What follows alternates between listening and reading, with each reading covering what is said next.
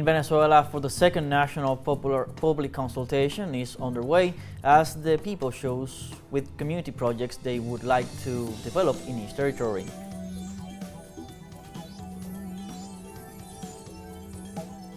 New Israeli massacres against Palestinian families in the Gaza Strip have killed at least 51 people in the last hours.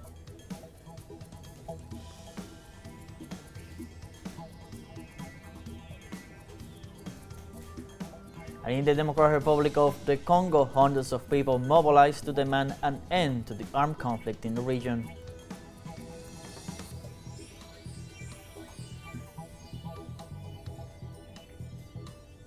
Hello, welcome to From the South. I'm Luis Alberto Matos from the teleSUR studios in Caracas, Venezuela. We begin with the news. Stay with us.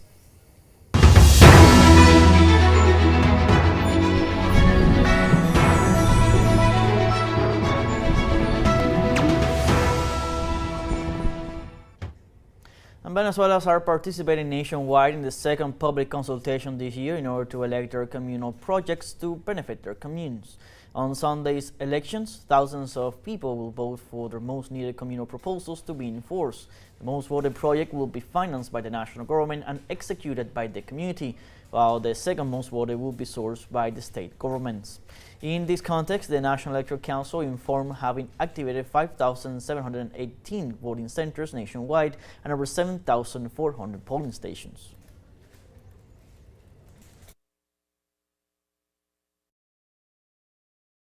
El fortalecimiento de nuestra democracia. Esta es la participación protagónica del pueblo. This is the strengthening of our democracy. It is the protagonist participation of the people who is deciding their own needs and sorting them out directly. I think this will be within the framework of the 7 transformations because we are heading for a communal city or even a communal country grounded in the fact communes are already our reality. The strengthening of the popular power for our democracy to make it perfect. Based on it, Venezuela poses an unusual threat to the capitalist model. At least it solves the most common problems of our communes. At least in our neighborhoods. We no longer face floods due to sewage wastes. We can't up with lights on streets and houses' facades have been painted. Have you noticed progress and development? Yes, of course, I have, during the whole revolution. What can you say about citizens' responsibility, taking into account that citizens are the ones who elect? Yes, of course, we decide by ourselves, and we expect bureaucracy not be in the way. A significant day for popular power in Venezuela with the second public consultation is already on the way. Let's hear now from our correspondent Bruno Falsi, who is on the ground. Hello Bruno, what can you tell us of everything that is developing in Caracas, in Venezuela, all over the country right now?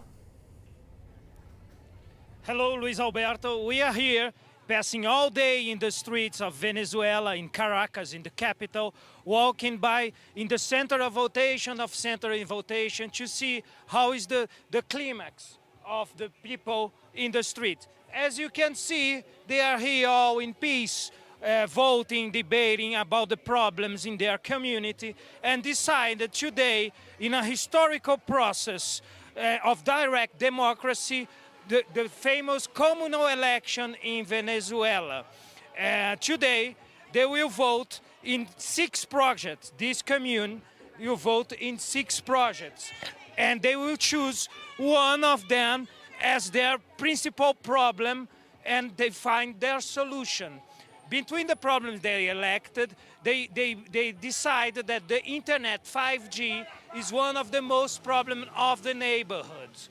And in the last year, they voted in the water colonization, the cleaning of water of all kind, as in with the raining water too.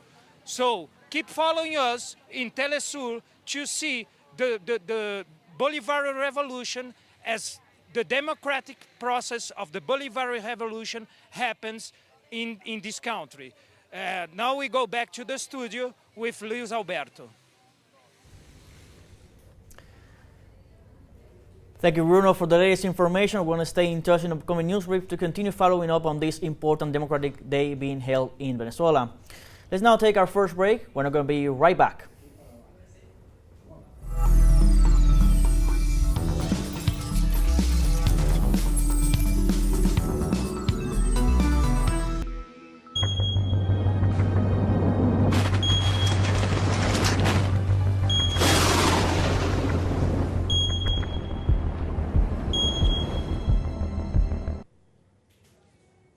Welcome back.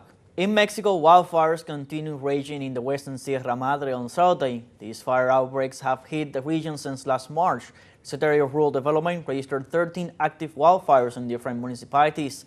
Hence, authorities recommended that citizens may report any fire risk to which they may be exposed to the emergency numbers in the region.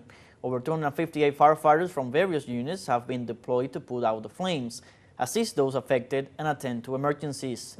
The wildfires recorded especially hit the municipalities of Bocoina, Guadalupe, Calvo, Valleza, Guasapares, and Urique.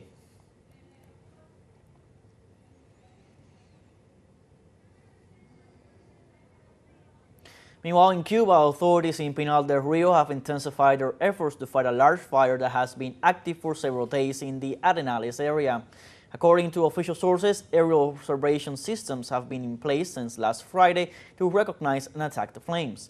The actions link aerial and terrestrial strategies in the whole territory, as well as aerial crews composed of experienced firefighting personnel. Simultaneously, joint brigades from the agricultural sector have completed the construction of a large trail that will help to close the fire fronts. These measures are expected to deal a decisive blow to the fire and mitigate its impact on the region.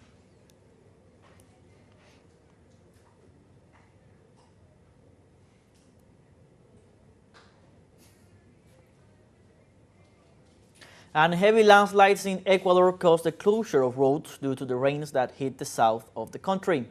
The storm, which has caused serious damage to agricultural land in the community of Nangora, specifically in the Malacatos Valley in the municipality of Loja, has caused the ground to become saturated, resulting in mud and rock slides. Local residents report that their homes have not suffered serious damage, but express great concern about the loss of crops, a significant blow to a community that is mainly a farmer community.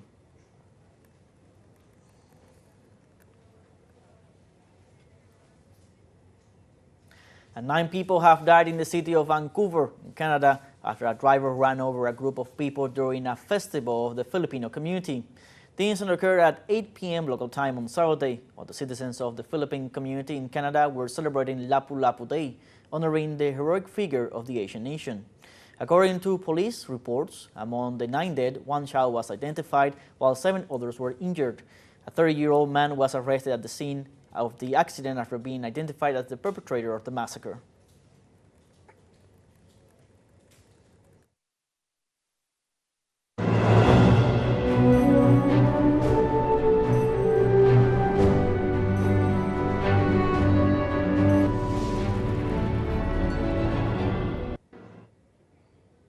And in the Vatican, the second Mass of the Novendiales in memory of Pope Francis is celebrated in St. Peter's Basilica, presided over by Cardinal Pietro Parolin, former Secretary of State. The Eucharist, dedicated to Vatican employees and faithful of Vatican City, also includes teenagers making a pilgrimage to Rome for the Jubilee, according to the calendar approved by 103 cardinals during the Second General Congregation. The ceremony, open to the public without reservations, marks the beginning of access to the tomb of Francis, located in the Basilica of San Maria Maggiore. The Novendials, which will run until May 4th, seek to reflect the universality of the Church through daily liturgies with specific groups linked to the pontificate.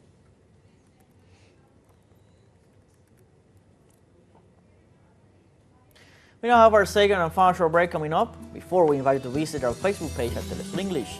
There you'll be able to watch our top stories, special live coverage, and much more. Follow our page and activate the notification button to stay up to date on the world's most recent events. A final break, we're going to be right back with more.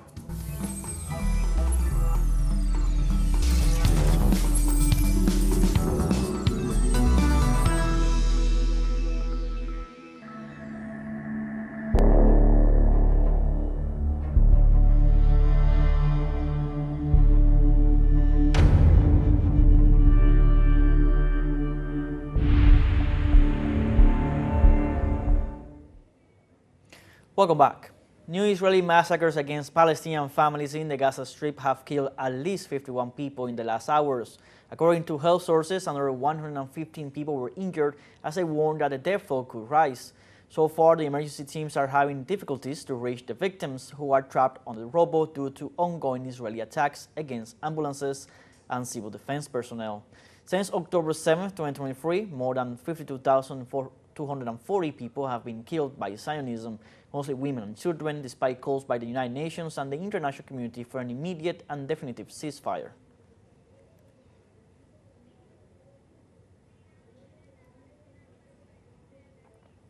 And the Hamas-Palestinian resistance movement rescued one of the Israeli hostages in its custody from a Zionist bombing. The movement posted some images as evidence of their effort to save the Israeli's life, who had been buried due to the shelling of its own government when a military plane attacked the area where several Israelis were held captive. Both the hostages' families and the resistance itself denounced that the brutal and indiscriminate airstrikes put hostages at risk. Indeed, the occupation aggressions have already killed several Israeli citizens who had been under Hamas custody since October 7, 2023. As a result, their families accused Prime Minister Netanyahu of sacrificing their children to stay in power.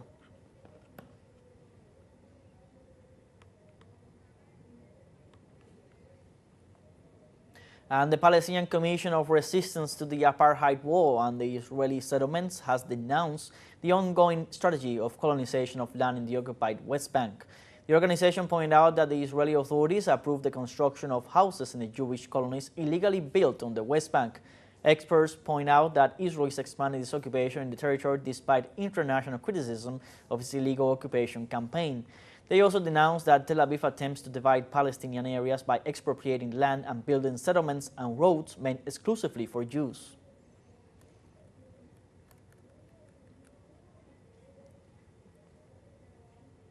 In other news, in Iran, the death toll rises to 40 after the explosion in Shahid Raji, one of the country's most important ports in the southern city of Bandar Abbas. The number of people injured exceeds 1,000 due to the fire that occurred in the middle of the unloading of chemical products. Local authorities declared an alert due to the spread of the flames, which are advancing at great speed due to the winds. In this regard, the Iranian government ordered an investigation to determine the causes of the incident.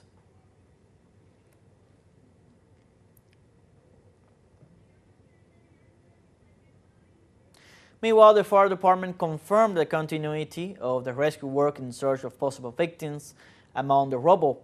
On the other hand, the Iranian Foreign Minister Abbas Araghchi instructed the security forces to avoid falling into provocations and to remain alert to possible sabotage attempts.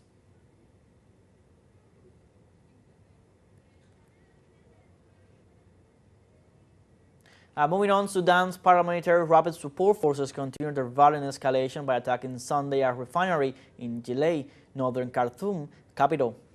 In response to these actions, the head of the Sudanese army, Abdel Fattah al-Burhan, has promised to launch a special operation to prevent a new offensive. In recent weeks, the paramilitary forces have mounted their incursions into strategic facilities such as power plants and water distribution centers, which have caused severe damage to agriculture and healthcare centers as they had been targeted by the rapid support forces.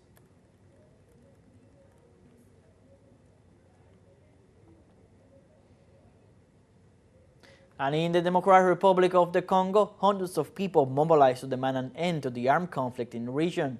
The mobilization took place in Butembo 3 months after irregular armed groups seized control of the area.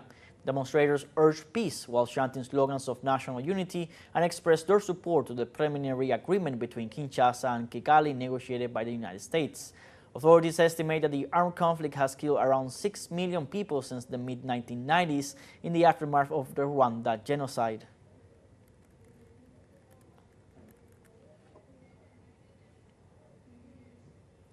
And India and Pakistan have been raising bilateral tensions. Therefore, the Indian government have suspended, as of Sunday, April 27th, visas for Pakistani nationals being in the country.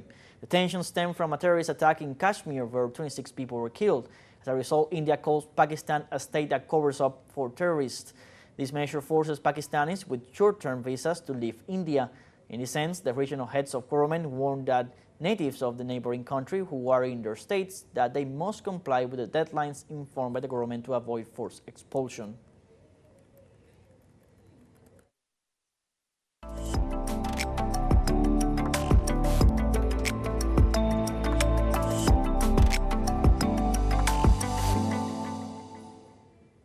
And in China, the 9-day 15th Beijing International Film Festival concluded on Saturday night. The Norwegian film Lovable was the big winner with 4 awards: Best Film, Best Director, Best Actress, and Best Screenplay. The film tells the story of a woman in her 40s who struggles to rebuild her life after the end of her marriage. The Best Actor award went to Pierre Bastin and Benjamin Lambillote for their roles as 2 policemen in the Belgian film Vitrival, while Chinese actress Yang Huo took home the Lifetime Achievement Award for decades of work in the industry. The film festival not only screened high-quality films from around the world, but also helped boost consumption throughout the city, with total sales from related activities exceeding $1.5 billion.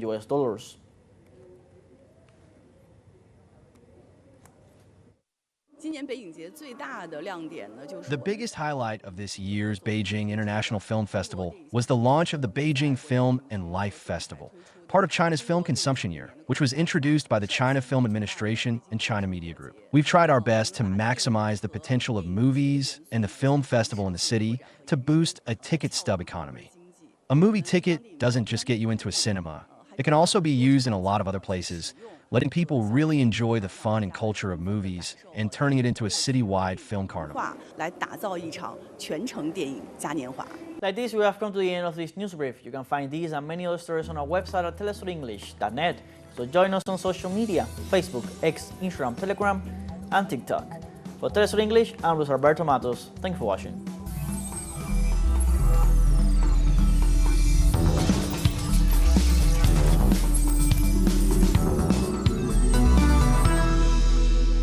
El mundo se mueve.